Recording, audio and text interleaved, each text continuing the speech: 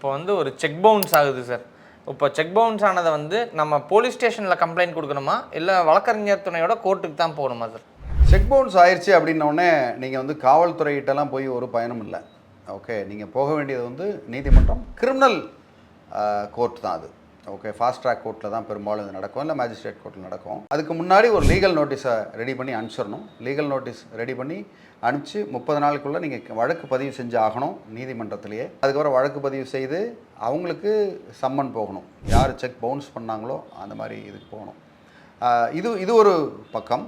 பட்டு இன்னொரு சைடில் ஒன்று இருக்குது. இப்போ சப்போஸ் நீங்கள் வந்து பணமே வாங்கலை, ஆனால் உங்கள் செக் எடுத்து யாரோ ஒருத்தவங்க போட்டு பவுன்ஸ் ஆகுது, உங்களுக்கு அதிர்ச்சி ஆகுது, அடடா ஏதோ பண்ணிட்டாங்கன்னு. அப்போ நீங்கள் வந்து உங்களுடைய செக் தவறுதலாக யாரோ ஒருத்தவங்க திருடி போட்டிருக்காங்கன்னா அது வேறு குற்றத்தில் வருது. அதுக்கு வந்து நீங்கள் உங்கள் பேங்க்கில் புகார் சொல்லிவிட்டு இம்மீடியட்டாக நீங்கள் காவல் நிலையத்துக்கு போய் இதை மாதிரி என்னுடைய செக்கை யாரோ மிஸ்யூஸ் பண்ணியிருக்காங்க, இல்லை உங்களுக்கு தெரிஞ்சதுன்னா இவங்க மிஸ்யூஸ் பண்ணியிருக்காங்க, இவங்க பேரில் எஃப்ஐஆர் போடுங்க அப்படின்னு சொல்லி உங்களை பவுன்ஸ் பண்ணி, ஏன்னா பணம் இருந்தானா போயிருக்கோம் இல்லையா, பணம் இருக்குன்னா போயிருக்கோம். ரெண்டாவது உங்களுடைய ரெப்புடேஷன் போகுது, சிபில் ஸ்கோர் அடிபடும், உங்கள் செக் வந்து பவுன்ஸ் ஆகுது.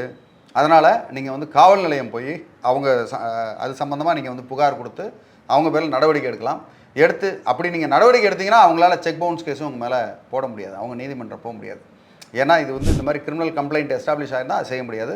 அதனால் இது வந்து ரொம்ப முக்கியமான விஷயம்.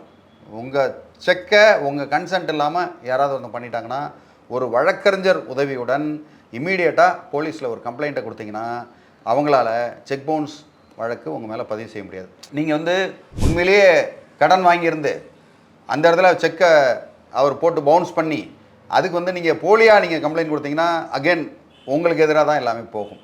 அதனால் உங்கள் செக்கை யாரோ ஒருத்தவங்க மிஸ்யூஸ் பண்ணாங்கன்னா வேணால் நீங்கள் வந்து கம்ப்ளைண்ட்டை கொடுக்கலாம். மேலும் உங்களுக்கு இது சம்மந்தமான வேறு ஏதாவது தகவல்கள் இல்லை குழப்பங்கள், இந்த மாதிரி செக்கு மிஸ்யூஸு இல்லைனா வேறு ஏதாவது பிரச்சனைகள் இருந்தாங்கன்னா தாராளமாக என்னை அணுகுங்க.